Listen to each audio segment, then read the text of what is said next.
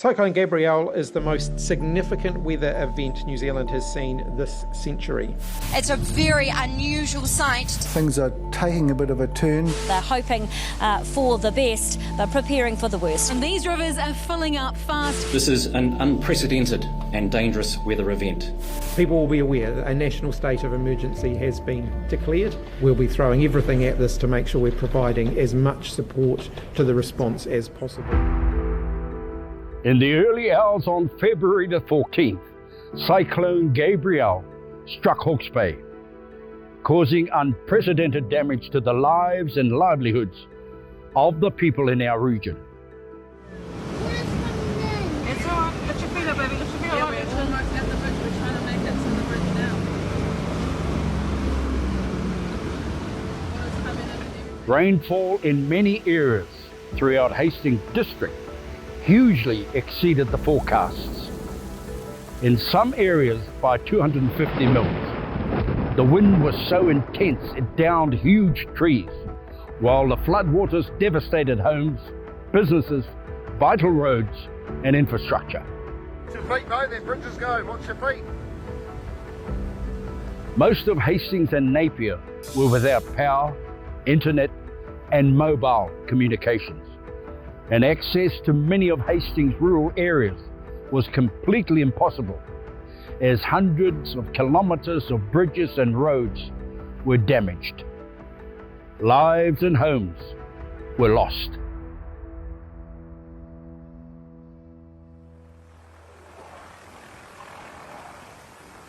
As daylight came, preservation of life was the immediate priority. Thousands of people were evacuated, and the list of loved ones who couldn't be contacted started to grow.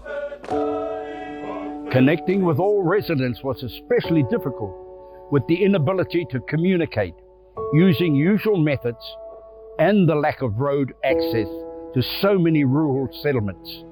In other parts of the region, the water raged, devastating parts of our Heretonga Plains and obliterating crops, orchards and vineyards, and in some cases, livestock and farm animals. While some lost everything, others were unable to harvest or get animals to market.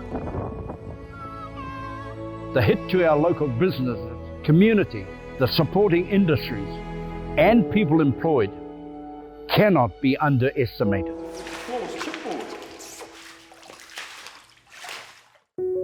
The response was underway from the very first moments, made up of teams from a huge range of organisations, working together under the banner of civil defence. All able Hastings District Council employees, from librarians, town planners and logistics to designers and accountants, made their way to council to form one of 6 emergency operation centre teams, working round the clock 7 days a week. The welfare team supported those who were displaced and connecting people to vital support services. The logistics team worked to get food and water, generators and portaloos out to stranded residents.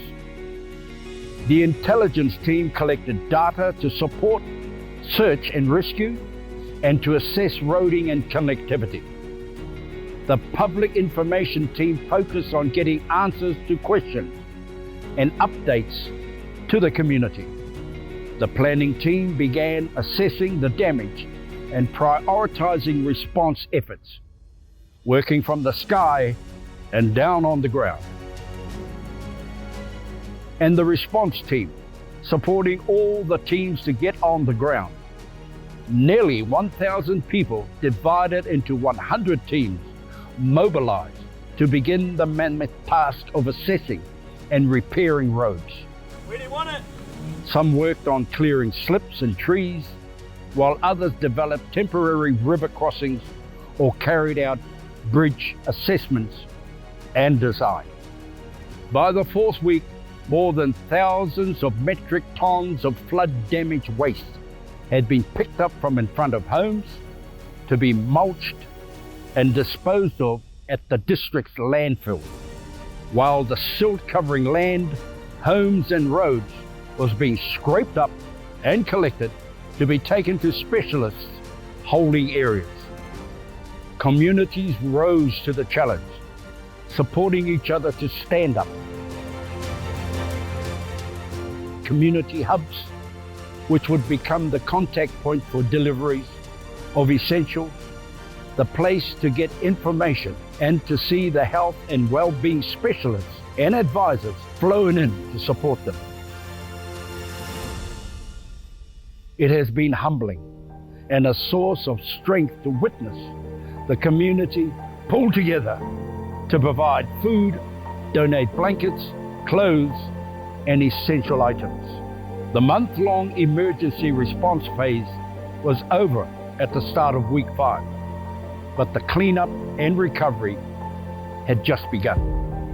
Gabrielle changed the lives of many of our people, and most of us will know someone who was significantly impacted. The road ahead is long, and we all need to work together to build our region back. As a council, we are committed to healing, restoring, and rebuilding our region to be better than ever. We are in this together, shoulder to shoulder. Puka hiwi ki te puka hiwi. Kia kaha, Hastings.